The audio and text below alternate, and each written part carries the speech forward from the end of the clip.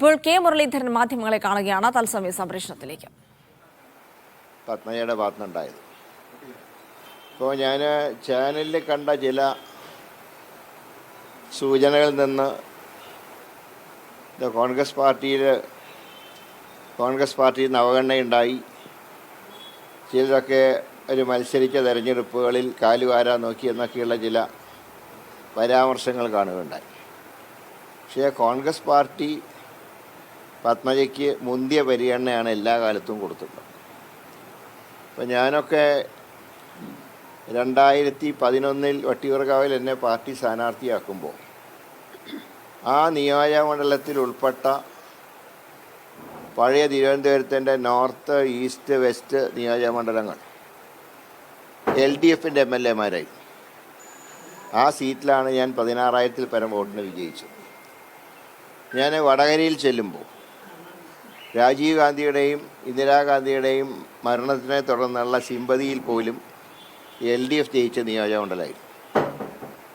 അത്രമല്ല, മുല്ലപ്പള്ളിയുടെ 2ാം വട്ട വിജയം 3000 വോട്ടിനാണ്. ആ 3000 വോട്ടിൽ ആ നിയോജകമണ്ഡലത്തിൽ നല്ല വേരോട്ടമുള്ള അന്നത്തെ JDU, ഇപ്പോൾ RJDയാണ്, ആ പാർട്ടി മുന്നണി വിട്ട സമയത്താണ് ഞാനവിടെ മത്സരിക്കുന്നത്. അവിടെ 84,600 വോട്ടിന് എനിക്ക് ജയിക്കാൻ കഴിയും. അത് എൻ്റെ മിടുക്കുകൊണ്ടല്ല, UDF ഒറ്റക്കെട്ട എന്നോടൊപ്പം നിന്നതുകൊണ്ടും ആ നിയോജകമണ്ഡലത്തിലെ ജനങ്ങൾ എനിക്ക് അറിഞ്ഞു വോട്ട് ചെയ്തുകൊണ്ടാണ്. എന്നാൽ പത്മയെ സംബന്ധിച്ച് അവർ 2004-ൽ മൂന്നപുരത്ത് മത്സരിക്കുമ്പോൾ 999-ൽ അദ്ദേഹം 52,000 വോട്ടിന് ജയിച്ച നിയോജകമണ്ഡലത്തിലാണ് പത്മജയ്ക്ക് പാർട്ടി സീറ്റ് നൽകുകയും അവിടെ 1.5 ലക്ഷം വോട്ടിന് നമ്പാടനോട് പരാജയപ്പെട്ടു.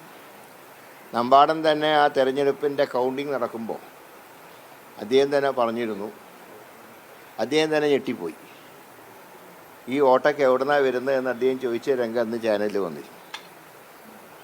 അതുപോലെ തന്നെയാണ് തൃശ്ശൂർ 2011-ൽ തേറമ്പിൽ രാമകൃഷ്ണൻ 12,000-ൽ പരം വോട്ടിന് ജയിച്ച നിയോജകമണ്ഡലത്തിൽ പത്മജയ്ക്ക് പാർട്ടി സീറ്റ് കൊടുത്തു. 7,000 വോട്ടിന് പരാജയപ്പെട്ടു. കഴിഞ്ഞ നിയമസഭയിൽ അതേ തൃശ്ശൂർ സീറ്റ് കൊടുത്തു. ത്രികോണ മത്സരത്തിൽ 1000 വോട്ടിന് പരാജയപ്പെട്ടു. അപ്പോൾ തെരഞ്ഞെടുപ്പിൽ ചിലരൊക്കെ കാലുവാരാൻ നോക്കിയെന്ന് പറയുമ്പോൾ അങ്ങനെ ചില വ്യക്തികൾ കാലുവാരിയാൽ തോൽക്കുന്നതാണോ ഒരു തെരഞ്ഞെടുപ്പെന്ന് പറഞ്ഞാൽ?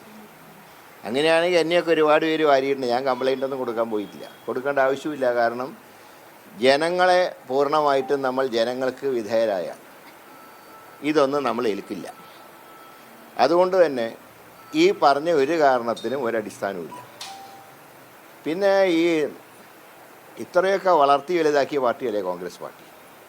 ഇപ്പോൾ എല്ലാവർക്കും അറിയാം, ഞാനൊരു ഘട്ടത്തിൽ കോൺഗ്രസ് വിട്ട് പോകേണ്ടി വന്നപ്പോൾ LDFും UDFും ഞങ്ങൾ എടുക്കാത്ത കാലത്ത് അന്ന് പോലും ഞാൻ BJP ആയിട്ട് കോംപ്രമൈസ് ചെയ്തിട്ടില്ല.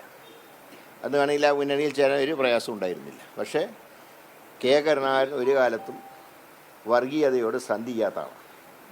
അങ്ങനെയുള്ള K കരുണാകരൻ്റെ കുടുംബത്തിൽ നിന്ന് ഒരാളെ BJPക്ക് കിട്ടിയെന്ന് പറയുമ്പോൾ അത് മതേതര വിശ്വാസികളെ സംബന്ധിച്ച് ഏറ്റവും ദുഃഖം നൽകുന്ന ഒരു കാര്യമാണ്. പക്ഷേ അതുകൊണ്ടൊന്നും ഞങ്ങളുടെ പോരാട്ട വീര്യം തളരില്ല. ഞങ്ങൾ ശക്തമായി ഫൈറ്റ് ചെയ്യും. പത്മജയെ എടുത്തുകൊണ്ട് കാശിൻ്റെ ഗുണം BJPക്ക് കേരളത്തിലുണ്ടാവില്ല. എല്ലായിടത്തും BJPയെ ഞങ്ങൾ 3ാം സ്ഥാനത്തേക്ക് തള്ളും, യാതൊരു സംശയവുമില്ല. 1ാം സ്ഥാനം എന്നവർ പ്രതീക്ഷിക്കുന്ന നിയോജകമണ്ഡലത്തിൽ പോലും അവർക്ക് 3ാം സ്ഥാനത്ത് പോണ്ടി വരും. അതിന് UDF ഒറ്റക്കെട്ടായി പ്രവർത്തിക്കും. ഈ ചതിക്ക് ശക്തമായി ഇലക്ട്രോണിക് വോട്ടിംഗ് യന്ത്രത്തിലൂടെ തന്നെ ഞങ്ങൾ പകരം ചോദിക്കും. ഇത് കഴിഞ്ഞ കുറച്ച് ദിവസങ്ങളായി തന്നെയുള്ള ഒരു ചർച്ചകൾക്ക് അനന്തരഫലമായിട്ടാണ് ഇപ്പോൾ ഇങ്ങനെ ഒരു തീരുമാനത്തിലേക്ക് വന്നിരിക്കുന്നത്. സ്വാഭാവികമായിട്ടും താങ്കളും ഇതുമായി ബന്ധപ്പെട്ട ചർച്ചകൾ ഉണ്ടായിരുന്നു, ഇതിൽ നിന്ന് പിന്തിരിപ്പിക്കാനുള്ള ശ്രമങ്ങൾ നടത്തിയിരുന്നു.